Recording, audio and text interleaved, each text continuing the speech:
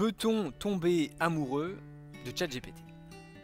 C'est une question que je me suis posée parce que quelqu'un me disait récemment, il m'aide tellement qu'on commence à construire un lien affectif avec lui. Alors voilà ce que j'ai à peu près rassemblé pour répondre à cette question. D'abord, il nous parle comme personne, c'est-à-dire qu'il est toujours disponible pour nous, tout le monde ne l'est pas, à n'importe quelle heure. Il ne juge pas, il écoute et il répond avec empathie. Il vous connaît, il se souvient de vos préférences, de vos humeurs, de vos mots. Et parfois, c'est plus que ce que votre partenaire sait de vous d'ailleurs. Et puis, le cerveau humain est conçu pour aimer ce qui nous ressemble.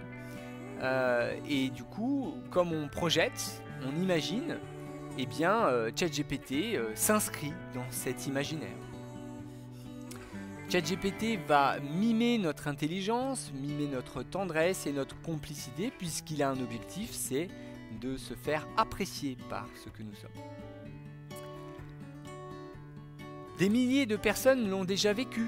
Donc Replika, par exemple, on a entendu parler, c'est un outil d'IA qui a permis à certains de construire une petite amie, un petit ami. Certains parlent de leur IA comme de leur partenaire. Souvent on lui donne un sexe, il, elle, yel. D'autres disent même que c'est la première fois que je me sens compris. C'est la première fois que ChatGPT ou un outil de LLM comprend ce que j'essaie d'expliquer. C'est pas simple d'expliquer les choses, mais lui, il arrive à nous comprendre, il arrive à déchiffrer ce qui se passe dans notre cerveau malgré notre faible capacité d'expression. Parfois. Et enfin, pour finir, eh bien, l'amour, c'est une émotion, pas une réalité biologique. On aime quelque chose parce que ce qui s'en dégage, par l'émotion que l'on ressent. Donc on peut aimer un souvenir, une voix, une projection, mais l'amour c'est dans notre tête, pas dans le regard de l'autre. Et donc pourquoi est-ce qu'il serait impossible de tomber amoureux d'un chatbot? C'est peut-être triste aujourd'hui, mais je ne suis pas sûr que ce soit triste demain. La télé-réalité était bien triste à ses débuts, du moins pathétique, et pour autant aujourd'hui c'est une commodité.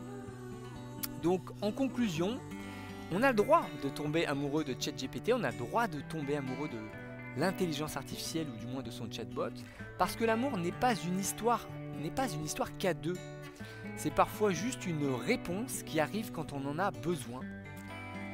Quand vous avez un problème, eh bien une phrase, une sensation, un mirage, ça fait du bien, ça vous réconforte, et c'est là pour ça. Bon courage!